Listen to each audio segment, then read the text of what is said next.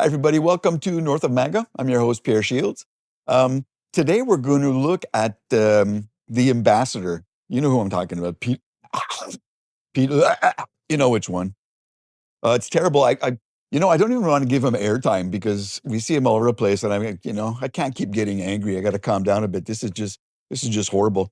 I know Charlie Angus had a great video, or just put out a great video about all of this today.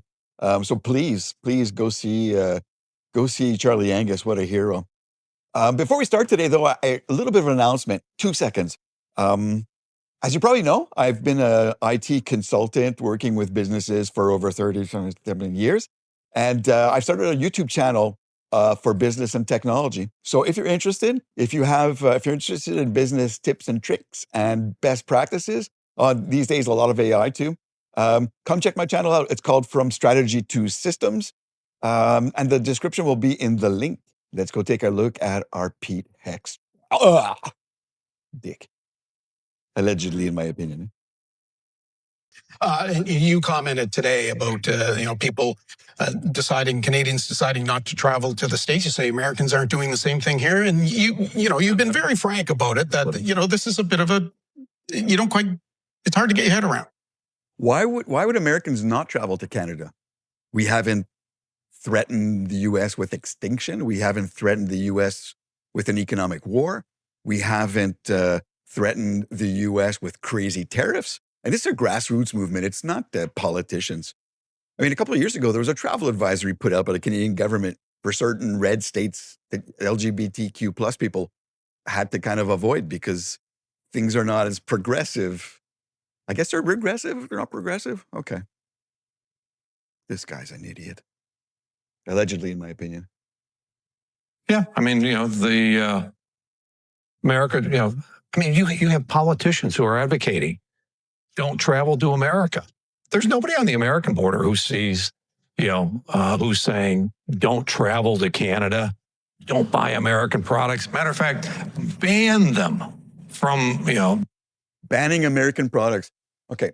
This was a strategic move after Trump put his tariffs on our government first. So we're retaliating against this attack. The attack has destroyed economies around the world, putting everybody through hardship. It's heartbreaking, but absolutely terrible. Oh yeah. So the reason, the red states were targeted by the boycott because we were hoping that the governors or any of the leaders in those states would be able to influence your president so that he'd become a little bit more normal. And the tariffs, what are they today? They were 35%, then they went to 25, then 15, then 50, then what's today? Thursday? Yeah, Thursday. I guess, what are they now? 35? I don't know. Crazy. Allegedly, in my opinion. Ban Canadian products from our shelves. Why would it's you? Kind of like, I don't know, that we're not there. We're not anywhere close to that. I mean, Canada right now has what? The best trade deal of any country in the world. And why is that? It's because we're so integrated. It's crazy. Now we're looking, Canada, we're looking to trade east-west instead of north-south. In 20 years, after all this Trump crap is finished, Canada and America will want to trade north-south again because it makes so much more sense. So now we're just putting things in place artificially because there's a border. Yeah, we never talked about the artificial borderline and how we can move it. President Donald Trump came into office. He said, hey, we're going to change our trading regimen. There are things that we need to do to make America strong, to make America prosperous, and those types of things. So we're changing, and we're changing it for everybody in the whole world. Yeah, we noticed. And as a result, the UK came and said, hey, we want to negotiate a new deal with you. Okay, I have to say something about negotiations, the king of negotiators. So there's two facets that you have to look at when you negotiate. You have to think of how much you can push to get what you want. And the other thing is how much will this affect the relationship? So you're trying to walk around, tippy-toe these two subjects. But essentially Trump has, he's just destroyed the relationship so that he can get anything he wants bullying Canada. It's unfortunate. It's unfortunate because it's going to take generations to rebuild. Generations. Okay, a new framework. Check, done. The UK's done it. They've a whole bunch of countries, and disappointingly, we haven't been able to get to that final point with Canada at this time. Well, let me ask you about that, because we haven't heard much from our federal government the last little while. I think the last comment that was made on discussions is that there were some technical things that were being talked about, and that's really been about it. Is there anything you can tell us about where the state of negotiations lie? We opened the comment period for USMCA, or as we know it, CUSMA, as you know it. American businesses have the opportunity now for the 120 days to submit their comments in terms of how's it working, what are the problems. 90, 120 days, it's going to go to 150, then 210, then it's going to come back to 90, then it's going to be 150. No deadlines. No, your word means nothing. Absolutely nothing.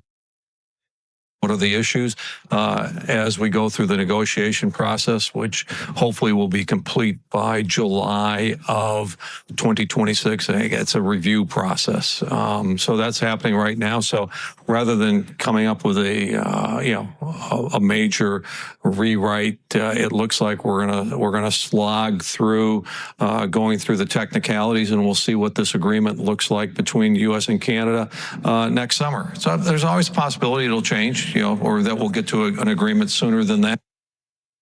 We're not going to get to an agreement sooner than that. We're having to retaliate more and more because we're being attacked more and more. I certainly don't see the rhetoric, decreasing or anything. So I don't know how we'll get to an agreement before that. Just don't. Prove me wrong.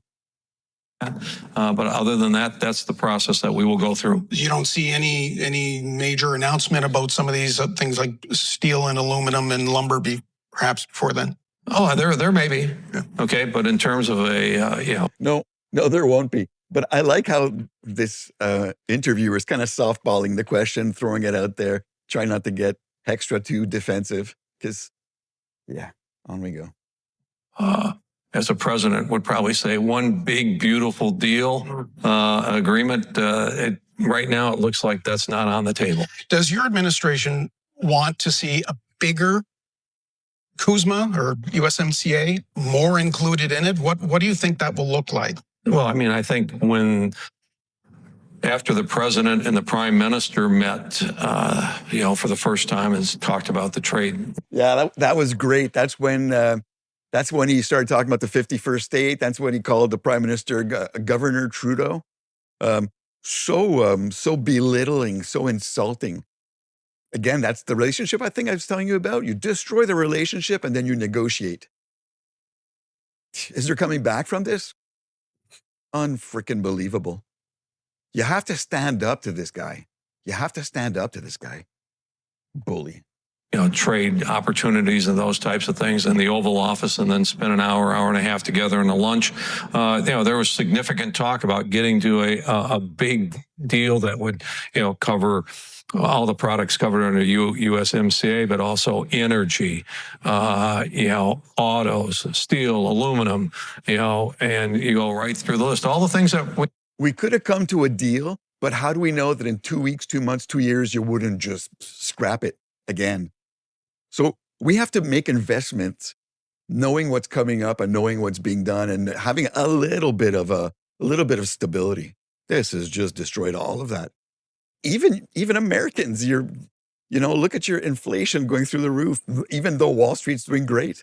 And of course, Wall Street's doing great, but nobody's talking about inflation. They're talking about how there is no inflation. Come on. Most Americans must know it. Your gas, your eggs, Oh, and Medicare? Wait till that disappears. We have strong ecosystems with today, as a partnership today, and as well as covering some of the new opportunity areas, critical minerals, artificial intelligence, data, digital, all of those kinds of things potentially could have been in that kind of a deal. Well, let me ask you about critical minerals. What would your administration like to see the relationship be between the U.S. and Canada on critical minerals? Do you see Not much of a relationship. They want our critical minerals. They want our oil. They want our water. They want all of our resources. And they just want, this reminds me of Putin going into Ukraine to get their minerals. Or even Trump talking about going into Greenland to get their minerals. I can't believe this is being talked about in 2025. I don't think this is going to age well. the U.S. buying ore from Canada? Do you want more involvement? You signed a deal with Ukraine. Is that something that is a model for more more deals? Critical. They're called critical minerals for a reason. They're critical. We need them. We need access to them. I think both Canada and the U.S. recognize we're not going to get them from China. So the U.S. is, we're scouring the globe as to where we can get them. I think we'd love to have an agreement with Canada. We were already invested, I think, close to $100 million with various Canadian companies to do mining operations. We've invested through our Department of Defense I think you mean Department of War. Yeah, there should be a Nobel Prize behind that. To address the economic uncertainties and the high risks that come with some of these projects. And so we're supporting Canadian industry to develop. So obviously we see Canada as a real strong potential to be a partner in critical minerals. You're from Michigan. Yep. The Auto Pack, you know it very well. Is that a framework, perhaps, in critical minerals with the supply chain like that? Yeah, that's a framework. So basically, for 20 years, we'll get along super great, or 30 or 40 or 50 years, whatever the heck it's been. We'll get along great with all the deals we have, and then you'll just come in and crush it. So is that kind of deal that you want to have? Certainly not the deal we want to have. I mean, all of those are possibilities. We just got, our folks have spent a tremendous amount of time talking with the Canadians. We haven't reached that framework, but hopefully they will go through that, through all of those issues, and they'll go through it one way or another. I mean, we got to a 7 or 8 page deal framework with the UK that outlines a lot of the top line goals and objectives, and now a bunch of people are working through and implementing the details of that.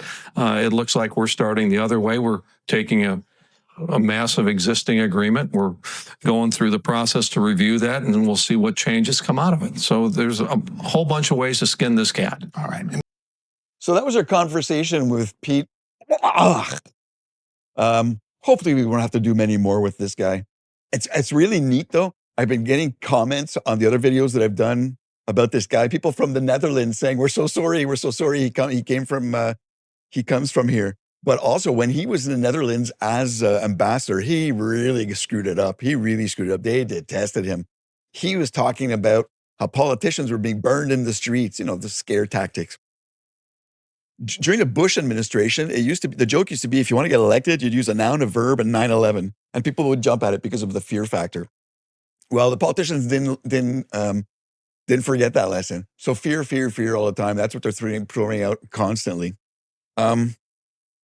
Once upon a time, there was a politician here in Quebec that said about his opponent, he said, when he touches his glasses, he's telling the truth. When he scratches his nose, he's telling the truth. It's when he's moving his lips that he's lying. Yeah, this guy has no word. We can't believe this. Oh, bad hair day. This guy has absolutely no word. Again, this has been Pierre Shields for North of MAGA. If you enjoyed this, please like and subscribe. Please and share with anybody that you think will enjoy it. And come visit my new channel called Strategy to Systems, where I talk about business, I talk about technology, I talk about AI, I talk about best practices, and so on and so on and so on. And I say so on a lot during those videos. Thank you so much. Go play outside.